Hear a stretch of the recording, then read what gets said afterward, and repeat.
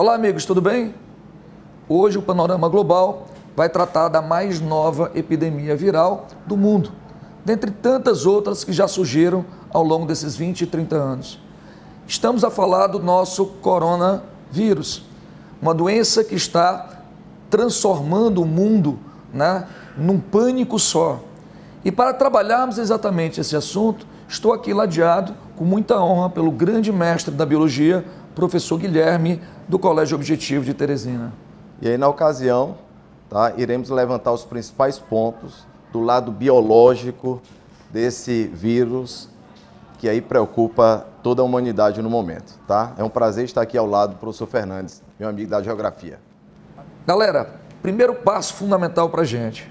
Para começar o trabalho, primeiro passo é entender conceitos que a mídia trabalha no dia a dia, que os jornais vão trabalhar e que você vai encontrar no vestibular. Aliás, que já caiu na prova do Enem de 2011. Que conceitos são esses?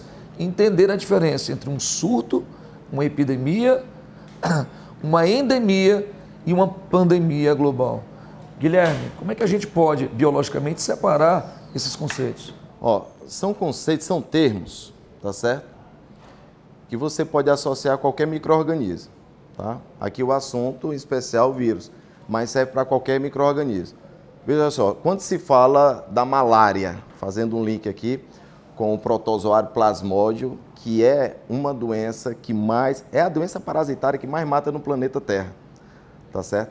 Mas quando se fala no Brasil malária, é muito comum tratarmos como uma endemia da região norte do país, tá certo? Então, endêmico, endemia, restrito a uma determinada área, com um número mais ou menos controlável, tá certo? Quando se fala em epidemia, você já tem um número maior se alastrando, tá certo? Aí fica mais ou menos as dimensões aqui na geografia de um país, alguns estados de um país.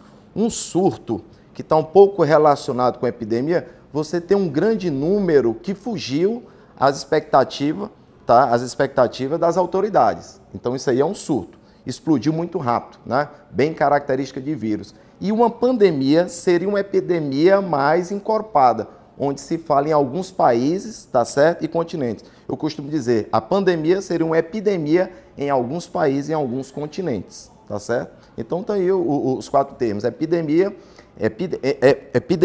endemia, pandemia e o surto, né?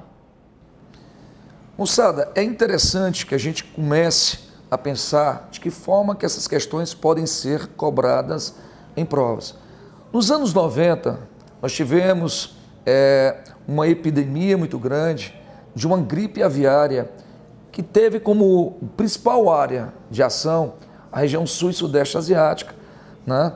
E a China estava no meio exatamente desse grande surto que gerou uma epidemia local.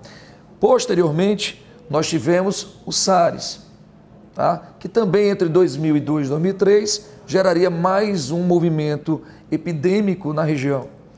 E agora nós estamos a falar de um vírus, né, que é o coronavírus, que é mais uma variação desses vírus que vem gerando uma epidemia, mas que até o presente momento ainda não está sendo caracterizado pela OMS enquanto pandemia. O que nós podemos apontar de comum nesses três casos citados? Primeira coisa em comum, a China está no centro desses três processos de difusão. Nesse caso, por que a China estaria nesse centro? Primeiro, que é praticamente um consenso, é que nós temos uma população extremamente numerosa. Nós estamos a falar do país mais populoso do mundo, onde dados estatísticos de 2019 já apontam aproximadamente 1,4 bilhão de pessoas na China.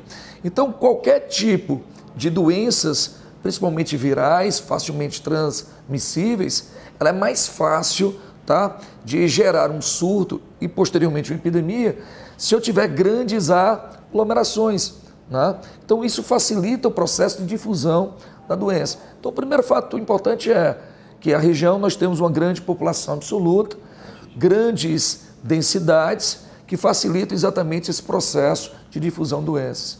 Segundo ponto que é interessantíssimo para a gente entender por que a China, historicamente, pessoal, é um dos grandes centros difusores de epidemias. Lembremos, quando eu falo de epidemias também, de doenças, historicamente, a própria peste bubônica, que no século XIV, né, teria atingido praticamente Ásia dentro de uma rota conhecida como a Rota da Seda. Então essa doença teria se desenvolvido muito na China, transmitida através de uma bactéria, não é isso, Guilherme?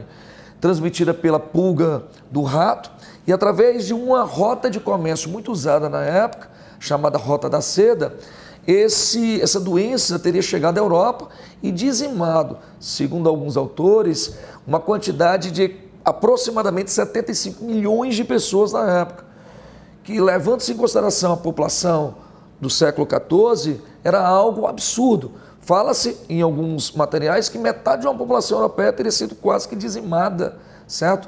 Por essa doença. Então, por que na China, né, nós temos sempre ali um ponto de difusão, um ponto de concentração de tais epidemias? Fala-se muito também de que a China sofre muito com a fome, uma doença muito crônica da sociedade. Lembremos que boa parte da China ao norte, certo? E na parte oeste, nós temos uma grande dificuldade em virtude de condições climáticas, tá? De produtividade agrícola.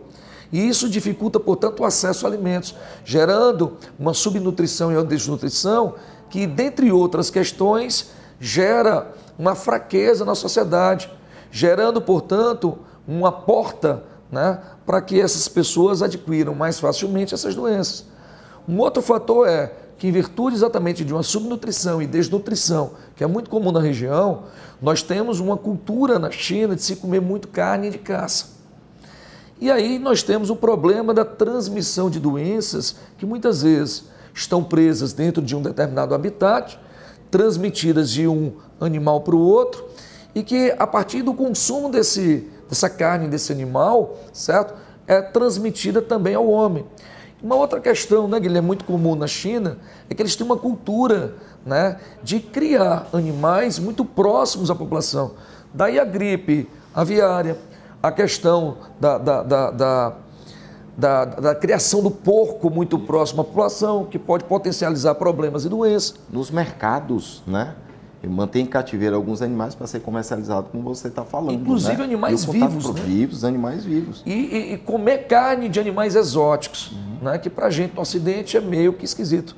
Então você tem na China um hábito alimentar e uma cultura que se difere de muitos países. E isso pode levar ao ser humano uma contaminação que até então estava alocada em animais. Não é isso? Então, diante dessa questão, Guilherme, qual seria a origem desse coronavírus que hoje está alardeando o mundo? É interessante esse link que o Fernandes puxou com alguns vírus, tá certo, de outrora. Tá? Na verdade, pessoal, o que é um vírus? É um material genético que vaga. Imagina, você tem uma célula. Uma célula tem um material genético espalhado no citoplasma ou no núcleo. Aí você tem uma célula procariótica ou eucariótica, sabido por todos. Tá? Você tem uma bactéria, uma organização extremamente complexa, mas o vírus não. Imagina, pelo menos a principal hipótese, que o vírus veio de um material genético desgarrado de uma bactéria. Então, esse material genético, ele é envolvido por um capsídeo proteico. Ele está a vagar por aí, tá? O que o vírus, fora de uma célula, ele faz? Nada. Está na condição de vírion. E aí a necessidade das várias formas de transmissão para ele chegar numa célula. E quando ele chega numa célula, e aí ele corrompe. A célula passa a trabalhar para ele. É mais ou menos por isso que o nome é dado a um vírus quando corrompe um computador. Tá certo? Então, a questão é essa. De onde é que veio essa forma? Como é um material genético, a possibilidade de recombinações, de mutação é muito grande. Você tem uma sequência, parece que estudos já comprovam aí, a identificação de mais de 29 mil pares de base no genoma que já foi detectado do coronavírus. Então, uma alteração de uma base nitrogenada de uma sequência, você já tem uma nova forma viral. É muito comum nesses vírus, influenza, que estão relacionados com a gripe, a taxa mutacional é muito grande, tá certo? Por isso que quem está me assistindo, todo ano se pega uma gripe, você não vai ter 100% de cura em hipótese alguma. Se toma uma vacina, você tem acima de 95% de eficácia. Numa gripe comum, tá certo? Que já é muita coisa, mas tem aquela taxa mutacional. Então, você observa que esses vírus têm aquelas duas letras, H, N. H de hemaglutinina e N de neuraminidase. São duas espículas proteicas. Como são proteínas, são formadas por aminoácidos. Basta a alteração de um aminoácido para você já ter uma outra forma viral. E essas espículas, a hemaglutinina e neuraminidase, a hemaglutinina ela é fundamental para fazer com que o vírus se fixe a uma célula. E a neuraminidase vai dar condição para que esse material genético entre. Tá? Botando intenção aqui no vírus, lógico que não existe isso, longe da gente estar pensando, mas é como se a intenção dele fosse só introduzir o seu material genético. Uma vez introduzido, seja o que Deus quiser. E aí buscar forma de neutralizar. Como é um vírus novo, tá certo? Veio para ficar? Não. A demora a aparecer uma cura e vai aparecer. Mas vai estar constantemente aparecendo novas formas virais, tá certo? Então, o que é um vírus? É um material genético que está por aí a vagar, tá certo? Só esperando um momento para entrar numa célula para fazer a bagunçazinha dele lá, Fernandes. Por que está sendo mais comum que a gente tenha o índice de mortalidade em populações de idade mais elevada?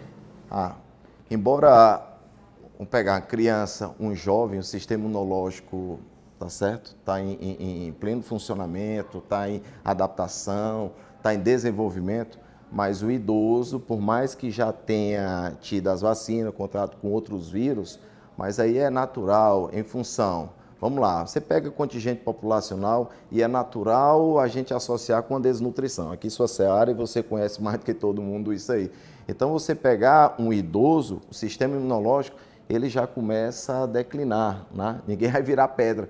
Então, já começa as debilitações e aí um vírus desse entrando numa pessoa dessa, junta que as condições de saúde já não são perfeitas. E um vírus desse que não tem nenhuma resposta em termos de medicamento, porque medicamento para vírus não vai ter a priori e nem vacina, então o pessoal mais velho, os idosos, vão sofrer muito mais. Tá? Então, quer dizer, as primeiras contaminações, os primeiros sinais do vírus ocorrem numa área central, né, da China, a mais ou menos 1,2 mil quilômetros ao sul de Pequim, que é a grande cidade. Uma área, coincidentemente, de população similar, digamos assim, a São Paulo, né? Em torno de 11 milhões, 12 milhões de pessoas em termos de áreas. Mas quais seriam os sintomas, né? Essa doença ela é assintomática, ela é sintomática, ela é fácil de ser detectada, que é uma questão que está sendo muito debatida hoje. Então, veja só, parece muito com os sintomas da gripe. É natural ter dor de cabeça, tá certo? Ter espirros, determinadas situações, febre. A febre está diretamente relacionada com algum agente infeccioso. Tá? Uma vez o micro-organismo entrando no corpo, é natural o sistema imunológico percebê-lo, aumentar a temperatura do corpo, tá certo? Para que as reações se processem mais rápido. Tá certo? As reações metabólicas, as defesas. Ali é como se estivesse acionando o policiamento, os soldados. Então, uma febre que ela passa dos 38 graus lá, verdadeiro calafrio, porque é natural você sentir esse calafrio em função de perda de calor. Então, os sintomas é muito parecido com gripe. Embora tenha pessoas que muito provavelmente naquela região, pelo menos eu acredito, Fernandes, que tenha tido contato com o vírus e não necessariamente vai ter os sintomas. Porque isso aí cabe de pessoa para pessoa, cada um tem seu metabolismo, tá? E aí, para isso que nós temos, não todo mundo, tá? Não motivo de alarde, mas pessoas dessas regiões onde já foi identificado, se precaver ao máximo, né? Guilherme, e a transmissão? Como é que esse vírus ele vem sendo transmitido? Tá. É fato, como já tem pesquisas, o consumo de alguns animais silvestres, tá certo? Contato com animais marinhos também. Mas no que diz respeito a pessoas, né, a contaminação entre pessoas, a questão da higiene. Por quê? Uma vez que se tosse se tussa, uma vez que espirre, tá? Há o contato com essas secreções. E essa secreção é natural você passar para outra pessoa com um aperto de mão, com um abraço, com um toque a partir da roupa. E aí você tem que se precaver nesse aspecto, porque o vírus ele vai estar nessa secreção esperando chegar, tá certo, no corpo de outra pessoa, como eu falei para vocês, chegar numa outra célula. Chegando a outra célula, ele vai desenvolver lá, tá certo, suas funções. Moçada, a gente vai estar nesse momento encerrando o nosso panorama global, agradecendo muito ao nosso colega, ao nosso mestre Guilherme da Biologia, que gentilmente veio esclarecer isso para a gente, um assunto que você vai encontrar, você concurseiro, você vestibulando, não tenha dúvidas, as atualidades estão vindo para ficar e vai estar na sua prova, você vai ver a cara do professor Guilherme na hora que você for gabaritar a sua prova. Perfeito? Muitíssimo obrigado, valeu, anotem, copiem, mandem depois para a gente, para que a gente verifique o seu trabalho. Beleza? Abraço, né, galera?